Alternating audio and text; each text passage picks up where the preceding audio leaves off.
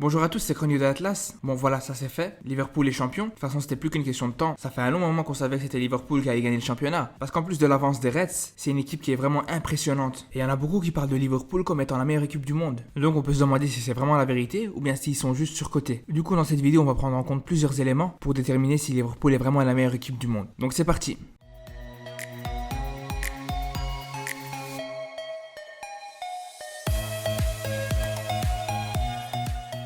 Bon, si on prend déjà le gardien, pour moi c'est vraiment le poste qui a fait devenir Liverpool ce qu'il est aujourd'hui. Parce qu'en 2018, quand ils ont été en finale de la Champions League, ils avaient déjà une équipe qui était impressionnante. Mais en recrutant le gardien brésilien à la place de Karius, c'était vraiment la cerise sur le gâteau pour Liverpool. C'est vraiment la pierre qui manquait à l'édifice. Parce que ce gardien il est vraiment impressionnant et beaucoup le considèrent comme le meilleur du monde. Et franchement, ses performances montrent qu'il est vraiment pas loin. Et franchement, si c'est pas le meilleur gardien, il doit pas y en avoir énormément qui sont meilleurs que lui. Pour moi, les seuls qui peuvent rivaliser, c'est Ter Stegen, Oblak et Neuer. Parce que pour ce qui est de Neuer, même si sa cote elle a beaucoup diminué ces dernières années, ça reste quand même une référence à son poste. Mais il y a une chose qui est sûre, c'est qu'Alisson il est devant les Courtois, De Gea, Loris ou Ederson. Parce que c'est 4 gardiens que même s'ils font partie des meilleurs, il manque énormément de régularité. Par contre, pour ce qui est d'Alisson, c'est beaucoup plus solide et ses stats parlent pour lui. C'est le gardien qui a encaissé le moins de buts dans les 5 grands championnats. C'est aussi celui qui a le plus de clean sheets. Et ce qui est le plus impressionnant avec Alisson, c'est que si on prend la moyenne de tous ses matchs, il a un match sur 2 sans encaisser de but. Peu à droite, on a Alexander-Arnold. Avec ses 21 ans, franchement, il arrête pas de m'impressionner. Et pas seulement sur le plan offensif. Et défensivement aussi, il est très propre. Et malgré qu'il est jeune, il a une très bonne lecture du jeu et une capacité d'anticipation. Et là aussi, même si c'est peut-être pas le meilleur du monde à son poste aujourd'hui, mais comme pour Alisson, il en est vraiment pas loin. Pour moi, il est vraiment dans le haut du panier, avec les Carvajal, Kyle Walker ou encore Kimmich. Et je suis persuadé qu'avec sa marge de progression, dans quelques années, t'auras aucun latéral droit qui sera meilleur que lui. En plus, sur le plan offensif, il a des stats qui sont incroyables. C'est le défenseur qui a le plus de passes décisives en Europe, et tout poste confondu, c'est le 9ème joueur à en avoir le plus. Dans l'axe de la défense, on a d'abord Joe Gomez.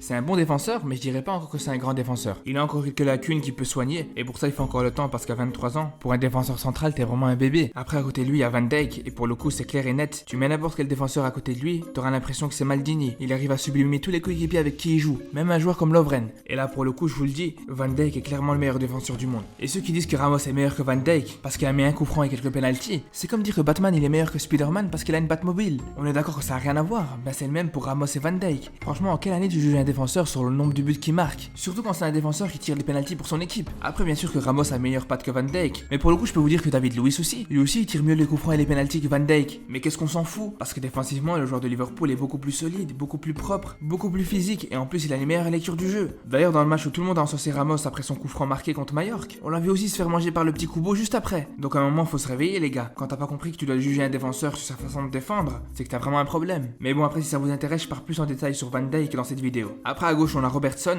Là aussi c'est un très bon joueur, y a pas de doute. Il a une vitesse impressionnante. D'ailleurs, c'est l'un des plus rapides à son poste. Mais perso, je dirais qu'il y a quand même quelques joueurs au-dessus de lui, comme Alba et Marcelo, qui sont la référence à ce poste depuis quelques années. Mais je le mettrais aussi derrière David Alaba, qui a une meilleure relance et qui est plus solide défensivement, à tel point qu'il peut carrément jouer défenseur central ou milieu défensif. Mais je le mettrais aussi derrière Alexandro parce que pour moi le Brésilien est plus complet, il est plus costaud défensivement, il est plus physique et il est plus technique. Mais ça n'empêche pas que l'Écossais a une grande facilité à se projeter vers l'avant et c'est très utile dans le jeu de Liverpool. Parce qu'autant pour un défenseur central on prend pas trop en compte le jeu offensif, mais pour les latéraux, leur jeu vers l'avant est devenu l'un des critères primordiaux dans le football d'aujourd'hui. Après si on s'intéresse au milieu, avec d'abord Fabinho comme milieu défensif, on parle d'un joueur qui est très complet. Il est très propre défensivement, en plus il a un physique qui lui permet d'être présent dans les duels aériens avec ses 1m88 et on peut rajouter qu'il est vraiment très important dans la construction du jeu. On peut aussi dire qu'il peut se vanter d'avoir une très belle frappe et on l'a encore vu ce week-end contre Crystal Palace avec le très beau but qu'il a marqué de l'extérieur de la surface. Mais bon là aussi on peut pas dire que c'est le meilleur milieu défensif du monde. Perso je le mettrais derrière Busquets, Casemiro et Kanté. Après si on parle des milieux relayeurs c'est une autre histoire. Pour moi c'est vraiment la faiblesse de Liverpool. Même si Henderson et Wijnaldum c'est vraiment des joueurs hyper importants dans le jeu collectif des Reds et ça surtout dans le pressing, je pense qu'en termes de talent ils sont très limités. Par exemple si Keita arrive à mieux se fondre dans le collectif de Liverpool, je vous garantis qu'avec ses qualités balle au pied, que ce soit dans le jeu entre les lignes, la qualité de dribble ou sa capacité à chercher la verticalité, je pense vraiment que ça pourrait devenir l'un des meilleurs au monde à son poste. Après le fait que Liverpool soit déjà champion bien à l'avance, ça pourrait lui profiter pour gagner du temps de jeu et vraiment se familiariser avec les fondements du jeu de Klopp. Ensuite, Salah à droite, pour moi c'est simple, en tant qu'il est droit à part Messi, je pense que c'est vraiment très difficile de trouver meilleur à ce poste. Après je pense quand même que Mahrez est en train de gagner du terrain avec la saison qu'il fait, mais je trouve qu'à l'heure actuelle l'Égyptien reste impressionnant sur la régularité depuis quelques saisons, parce que depuis son arrivée à Liverpool, il est toujours dans la bataille du titre du meilleur buteur d'Angleterre et même des fois du meilleur buteur d'Europe. Et encore cette saison, il a des stats incroyables. Il a quand même 17 buts et 7 passes décisives en championnat. C'est un des meilleurs ratios en première ligue. Par contre, la concurrence à gauche, elle est plus rude. Parce que si on se demande si Mané fait partie des meilleurs à son poste, on peut répondre oui. Mais dire que c'est le meilleur, c'est vraiment plus compliqué. Après, je sais qu'il y en a beaucoup qui vont penser que Mané sera derrière Cristiano, Neymar, Hazard ou encore Sterling. Mais pour moi, je mettrais quand même le Sénégalais juste devant Hazard et Sterling. Parce qu'en termes de stats, déjà, c'est tout à fait logique. Après, je pense que je le mettrais presque au même niveau que Neymar. Parce que bien sûr, en termes de technique pure, le Brésilien est largement au-dessus. Mais Mané, il va vraiment compenser avec sa combativité, sa vitesse ou sa rigueur tactique. Pour terminer, en parlant de Brésilien, je vais parler de Firmino. Là, c'est vraiment difficile de juger le vrai niveau de ce joueur, parce qu'il est vraiment incomparable aux autres à son poste. Mais ce qui est sûr, c'est que c'est loin d'être le meilleur neuf du monde. Parce que je veux bien qu'on veut saluer le travail énorme qu'il fait, dans l'ombre de Mané et Salah, mais à un moment donné, il faut être réaliste. Il y a quand même pas mal d'attaquants qui sont meilleurs que lui, que ce soit Benzema, Lewandowski, Suarez, Cavani, Kane, Agüero, et encore plein d'autres peut-être. Parce que même si sur le plan collectif, Firmino il est impressionnant, c'est clair qu'il a beaucoup moins de talent que tous ses joueurs. Après, un dernier point que je voulais aborder, c'est le banc de touche. Et pour le coup, là aussi, je pense que c'est une faiblesse de Liverpool. Même si c'est amélioré ces dernières années avec le recrutement de Shaqiri, Keita ou Oxlade-Chamberlain, je pense que c'est un banc qui est pas encore suffisamment compétitif. On a plus des doublures à tous les postes, plutôt que des joueurs de rotation qui peuvent être des vrais concurrents pour les titulaires. Mais bon, quand t'as le meilleur 11 du monde, c'est très difficile de trouver des joueurs pour les remplacer. Et surtout avec une concurrence comme ça, c'est très difficile de recruter un joueur. Sur ce, je vous dis à bientôt pour une nouvelle vidéo. N'hésitez pas à vous abonner